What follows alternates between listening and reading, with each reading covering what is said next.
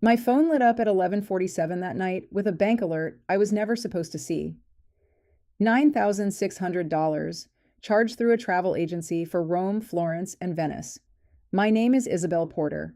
I'm 32 years old, and I work as a senior fraud analyst for a travel payments company in Portland, Oregon, which means I know exactly what unauthorized spending looks like, but nothing prepares you for seeing your own last name attached to it. That morning at breakfast, my father had set down his coffee and smiled like he was announcing good weather. "We've booked a trip to Italy," he said.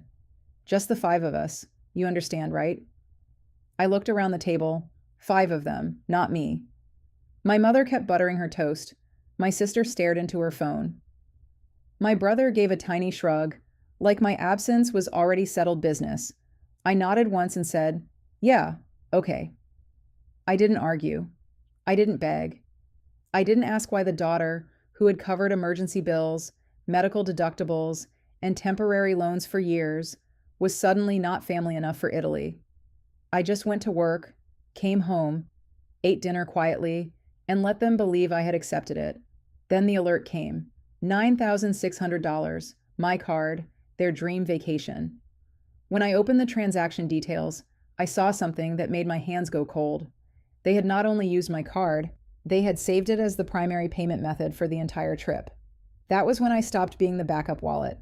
That was when I shut everything down. I sat on the edge of my bed, staring at that charge until the numbers started to blur. I opened the travel agency receipt, and there it was in black and white. 5 passengers, 2 hotel deposits, international rail passes, a private food tour in Rome, Gerald Porter, Carol Porter, Olivia Porter, Evan Porter, Mia Caldwell, 5 people, my family, plus my brother's fiancée. Not Isabel Porter, the daughter whose card was apparently good enough to fund the vacation, but not good enough to be invited on it. For a few minutes, I did nothing. I listened to the faint noise downstairs, a cabinet closing, my mother laughing at something on television. Then I opened my banking app. My thumb hovered over the freeze button. The old version of me would have walked downstairs, shown them the alert, and waited for an explanation. The old version of me would have accepted some twisted excuse, but I had spent too many years translating disrespect into misunderstandings. This was not confusion, this was a choice. So, I froze the card. Then I changed the password on every shared account connected to my name. The family streaming plan, the hotel rewards profile, the rental car account, the emergency family credit line I had opened 2 years earlier. I removed all authorized users. I turned on 2-factor authentication. Then I downloaded every receipt, every Venmo request, every email where my father had written, "Just put it on yours for now, Izzy. I'll square up next week." Next week had become next month. Next month had become never. By midnight, I had a folder titled Unauthorized Family Charges. Around 12:20, my phone buzzed again. This time, it was a declined charge, $1,450, hotel upgrade in Florence. I stared at the word declined, and for the first time that day, I smiled. Then, another decline came through. $620, luggage delivery service. Then $389, travel insurance. They were still trying to build their perfect vacation on my money, and they had no idea the foundation had just disappeared. I expected to feel guilty. I expected that familiar knot in my stomach, but instead, I felt clear, like a window had opened inside my chest. Before I slept, I called the bank's fraud department. I explained that a family member had used my card without permission for international travel purchases. The representative asked whether I wanted to file a dispute. "Yes," I said, "and I want the card replaced." When the call ended, I realized something painful but useful. Love without respect can become a payment plan you never agreed to, and my family had been charging interest for years. The next morning, breakfast looked almost normal at first. My father sat at the head of the table, scrolling through his phone. My mother poured coffee. Olivia came in wearing sunglasses indoors, talking about packing for the Italian light.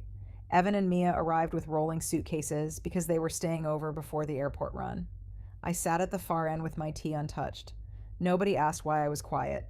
Then my father frowned at his phone. The first crack. The hotel says the upgrade didn't process, he said. Probably a security hold. Evan groaned. Dad, you said everything was handled. My father opened another email. His jaw tightened. The travel agency says the final balance failed. Nobody looked at me yet. They were circling the truth, trying not to step on it. My mother set her coffee down. What card did you use? My father did not answer right away. That silence did more than any confession. Gerald, my mother said again. Quieter now. What card did you use? My father cleared his throat. The family card. I almost laughed. Family card. That was what he called my credit card when he needed it. I placed my mug down gently. There is no family card. Every head turned toward me. My father's eyes narrowed. Isabel, not now. Actually, I said, now seems like the exact time. Olivia leaned back. Wait, was it your card? I looked at her. You didn't know? Her mouth opened, then closed. That was answer enough. Evan rubbed his forehead. Come on, Izzy. Don't make this a whole thing. A whole thing is excluding someone from a trip and using her card to pay for it. Mia whispered, You weren't invited? The room went quiet in a way that finally felt honest. My father pushed his chair back. Nobody used anything maliciously. You have helped with family travel before. When I was going, I said, or when I agreed. We were going to reimburse you, he snapped. When? I asked. Before or after Florence? My mother stepped in with that soft, dangerous voice. Isabel, your father has been under stress. Could you please not embarrass him in front of Mia? That was the moment I realized they were not upset because they had stolen from me. They were upset because I had made the theft inconvenient. I'm not embarrassing him. The declined charges are. Olivia said, You froze it, didn't you? I nodded. Yes. Evan stood up. Are you serious? We leave tomorrow. Not on my card, I said. My father slammed his palm onto the table. The silverware jumped. You will unfreeze it right now. For years, that tone had worked on me. But that morning, the tone hit something solid and bounced off. No, I said. One word. No explanation attached. My father stared like he had heard me speak another language. Excuse me? No, I repeated. I filed a dispute. I removed every authorized user. I changed the passwords. Any charge you try from this point on will fail. Olivia's face went pale. Evan cursed under his breath. Mia slowly lowered herself into a chair. My mother pressed her fingers to her temple. But she did not ask if I was okay. She only asked, How could you do this to us? And that question told me everything. My father reached for his phone. I'm calling the bank. Go ahead, I said. They already know. He paused. For the first time in my life, I saw him realize that I had moved faster than him. What did you tell them? The truth. I stood, picked up my laptop bag, and looked at all 5 of them. Enjoy breakfast. I have work. My mother called after me. You're walking away from your family? I stopped at the doorway. No, I said, without turning around. I'm walking away from the bill. Then I left. By the time I reached the office, my phone had 31 missed calls. I ignored all of them and called my closest friend, Samantha Hayes. I told her everything. The breakfast announcement, the bank alert, the card freeze, the Italy itinerary. Samantha listened without interrupting. When I finished, she said, Isabel, they didn't just exclude you, they budgeted you in. That sentence landed harder than I expected. They budgeted me in, not as a daughter, as a payment method. Do you have copies of everything? Samantha asked. I nodded. Receipts, emails, declined charges, bank dispute reference. Good. Don't argue by emotion. Argue by documentation. Around noon, my father sent a text. Call me before you destroy this family over money. I typed back, "You planned a family trip without me and used my card to pay for it." The destruction did not start with my boundary. He sent, "You are being childish." I sent him a screenshot of the $9,600 charge, then a screenshot of the travel agency email confirming he had claimed I approved it. Then I wrote, "Do not contact my bank, my employer, or the travel agency pretending to have my authorization. Everything is documented." Finally, he wrote, "We will discuss this at home." I replied, "No, we will discuss it at 6 p.m. with everyone present, including Mia, because her name is on a trip she deserves to know the truth about." At 5:40, I drove home, with my hands steady on the wheel. When I walked into the house, everyone was already in the living room. My father stood by the fireplace. My mother sat rigidly on the couch. Olivia looked furious. Evan avoided my eyes. Mia looked like someone who had been told 3 different versions of the same story. I set my laptop on the coffee table and connected it to the television. My father barked, "What do you think you're doing?" "Showing the receipt." The television screen lit up with the travel agency invoice, large enough for everyone to read. 5 passengers, I said. Rome, Florence, Venice. Total package cost, $18,740. Amount already charged to my card, $9,600. Remaining balance attempted last night and declined. Olivia folded her arms. "This is humiliating." "Yes," I said. "Being used is humiliating." My mother whispered, "Isabel, please don't do this like a business presentation." "That's exactly what this is," I said. "Because every time I tried to discuss family with you, you turned it into a bill." I clicked to the next slide. A timeline of receipts. 2 years ago, $4,200 toward emergency roof repair. Dad said he'd repay half. He didn't. Last year, $2,800 for Olivia's moving expenses. No repayment. 6 months ago. Evan's truck repair. No repayment. 3 months ago. Mom's specialist appointment. No repayment. Now, Italy. Evan snapped.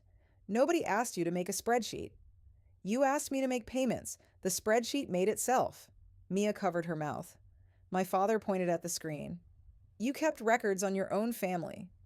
"Yes," I said, "because my own family kept forgetting what they owed." Olivia finally spoke. "I thought you didn't want to go." I stared at her.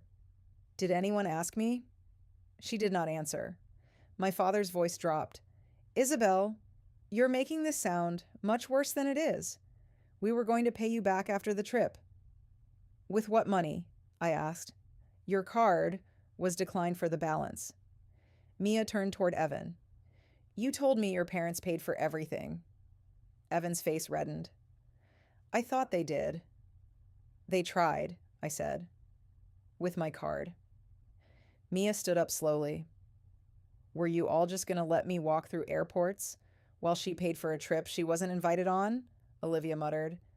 "It wasn't like that." Mia looked at her. "It is exactly like that." My father turned on her. "Mia, this is family business." She laughed once, humorless. "I'm marrying into this family. I think I should know whether theft is considered business." Evan said, "Don't call it that."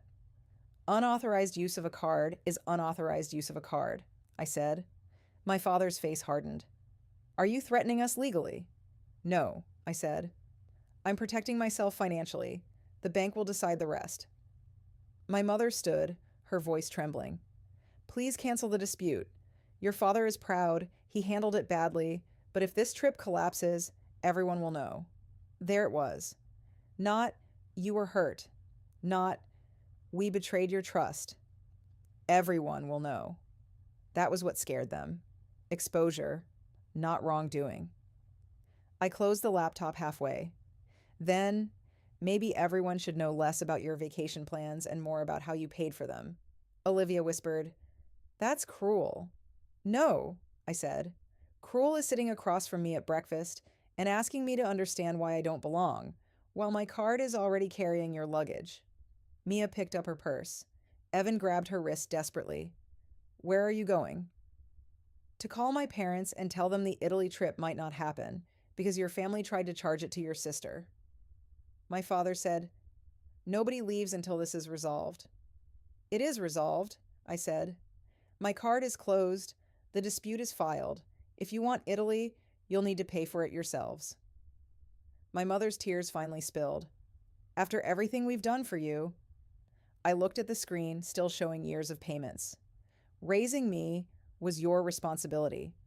Funding your lifestyle is not mine. Nobody spoke. I packed my laptop. At the door, my mother said, If you leave now, don't expect this family to forgive you. I looked back. I'm not the one who needs forgiveness tonight. Then I walked out. I spent that night at Samantha's apartment. Around midnight, Mia texted me, I'm sorry. I didn't know. Are you okay? Someone who had known me less than a year had asked the question my own family avoided all day. I wrote back, Not really, but I will be. The next morning, the collapse began. At 8:06, the hotel holds in Rome and Florence were released. At 9:20, the Vatican tour was canceled. At 10:15, the Venice apartment went back on the market. By noon, my father sent, You have ruined everything. I felt something inside me finally detach. Not break, detach. I replied, No, I stopped paying for everything. He texted, Your mother is crying. I replied, So was I when I realized you used my card. Nobody checked on me. By afternoon, Evan called. Mia's parents are asking questions. Then answer them. This makes me look bad. Evan, that is the most honest thing anyone in this family has said. Can you just tell Mia it was a misunderstanding? No. You want me to lie so your fiance's parents don't question your family? I want you to stop acting like you're better than us. I'm not better than you, I said. I'm just not available anymore. He hung up. An hour later, Olivia called, crying. Dad asked me to put the remaining balance on my card, and I don't have that kind of limit. He said you were always difficult, but at least you were useful. There it was. Useful, that was the role. Did he really say the same kind of things to you? Olivia whispered. For years, I said. She cried harder.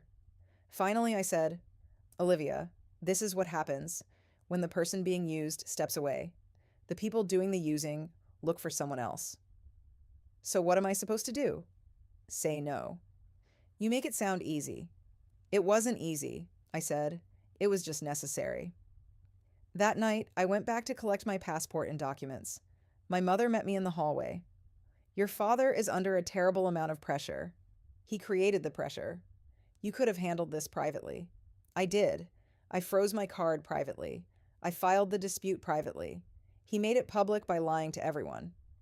You sound so cold. No, I said. I sound documented. My father appeared. You're really going to walk away over one trip? No, I said. I'm walking away because one trip showed me the truth. And what truth is that? I looked him straight in the eyes. That you did not forget to invite me. You remembered my card just fine. The hallway went silent. I packed one suitcase and left. The final collapse happened within 48 hours. Mia canceled her participation. Her parents were concerned about financial transparency. Olivia refused to apply for a credit increase. My mother tried cheaper hotels, but the new total was higher. My father called relatives for help. One asked why he was going to Italy if he couldn't afford it. That question embarrassed him. By evening, the Italy trip was officially canceled.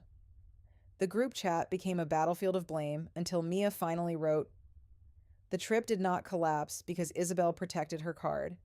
It collapsed because all of you built it on money that wasn't yours. Nobody responded after that. The next morning, I met my father at a coffee shop. I brought one envelope with a boundary letter. I'm separating my finances from the family permanently, I said. You will not use my name, card, email, or accounts for any purchase. If anyone does, I'll report it immediately. You'd report your own father? I already reported an unauthorized charge. The title of the person who did it does not change the action. He looked out the window. For a second, I thought he might apologize. Instead, he said, "You've changed." "I have. You used to care about this family." "I cared so much that I confused being needed with being loved." He had no reply. "I'm not cutting you off because I hate you. I'm cutting off the part of this relationship where access to me means access to my money." He stood. "I don't know when your mother will be ready to speak to you. That's her choice. And if we don't invite you for Thanksgiving," I smiled, "then I won't have to bring my card." He left without apologizing, without taking the envelope. But he had heard me. 2 weeks later, I signed a lease for a one-bedroom apartment. Every bill had my name on it, and only my name. Samantha helped me move. When we sat eating takeout, she raised her soda and said, "To not being budgeted in." I laughed for the first time in months. A month later, Olivia asked to meet. She apologized, not perfectly, but specifically. She said watching Dad turn to her for money had made her understand things she hadn't wanted to see. I told her forgiveness was possible, but access was not automatic. That was the first honest conversation we ever had. Evan did not apologize. My mother sent a birthday card with no guilt written between the lines, which was progress. My father stayed quiet for months. Then one day, he mailed me a check for $500 with a note, "First payment." No apology, just those 2 words. I deposited it, not because $500 fixed anything, but because accountability has to start somewhere. I never went to Italy with them, but the following spring, I booked a solo trip to Portugal, using points from a card only I controlled. This time, the charge was mine, the choice was mine, the seat was mine, and nobody at breakfast had to decide whether I belonged. Looking back, I learned something. Some families do not realize they have turned you into a resource until the resource runs out. They may call your boundary selfish because they benefited from your silence. But love that requires you to disappear, pay, and stay quiet is not love at its healthiest. Keep records. Protect your accounts. Separate generosity from obligation. And never let guilt become someone else's password. If you are the person always expected to understand, to cover, to forgive, to pay, ask yourself, would they still call you family if you stopped being useful? And if you were Isabel, would you forgive them? Or would you walk away without looking back? Let me know in the comments.